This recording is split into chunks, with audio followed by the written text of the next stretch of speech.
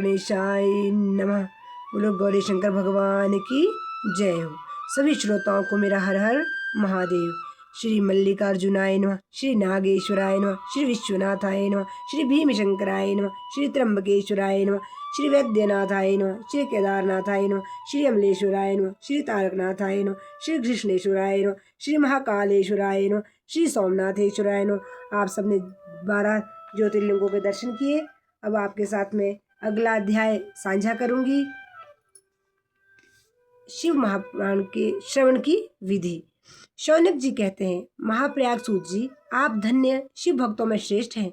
हम पर कृपा कर हमें कल्याणमय शिव पुराण के श्रवण की विधि बताइए, जिससे सभी श्रोताओं को संपूर्ण उत्तम फल की प्राप्ति हो। सूत जी ने कहा, मुने शौनक, तुम्हें संपूर्ण फल की प्राप्ति के लिए मैं शिव पुराण की विधि सविस्तार बताता हूँ। सर्वप्रथम किसी ज्योतिषी को बुलाकर दान से संतुष्ट कर उससे कथा का शुभ मुहूर्त निकलवाना चाहिए और उसकी सूचना का संदेश सभी लोगों तक पहुंचाना चाहिए कि हमारे यहाँ शिव पुराण की कथा होने वाली है।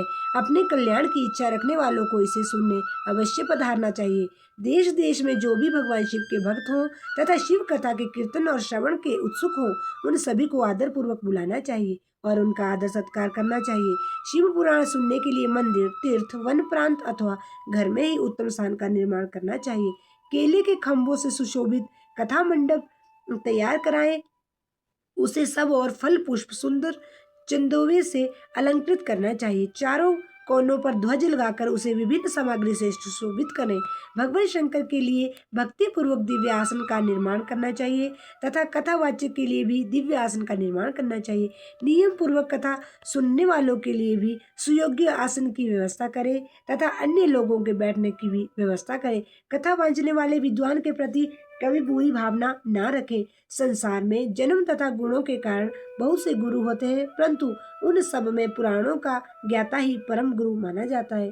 पुराण वेता पवित्र शांत साधु ईर्ष्या पर विजय प्राप्त करने वाला और दयालु होना चाहिए।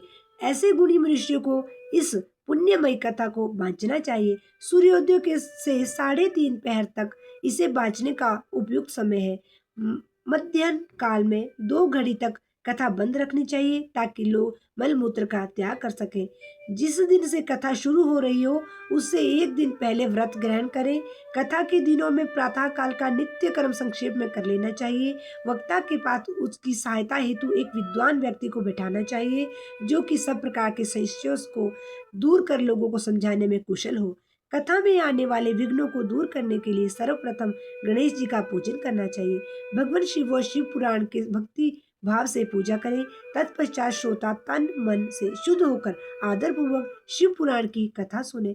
जो वक्ता और श्रोता अनेक प्रकार के कर्मों से भटक रहे हो, काम आदि 6 विकारों से युक्त हो, वे पुण्य के भागी नहीं हो सकते।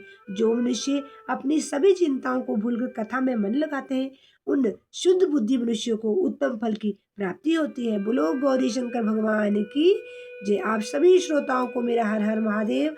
भगवान आपको सुख समृद्धि शांति प्रदान करे, आपके बच्चों को सुखी रखे।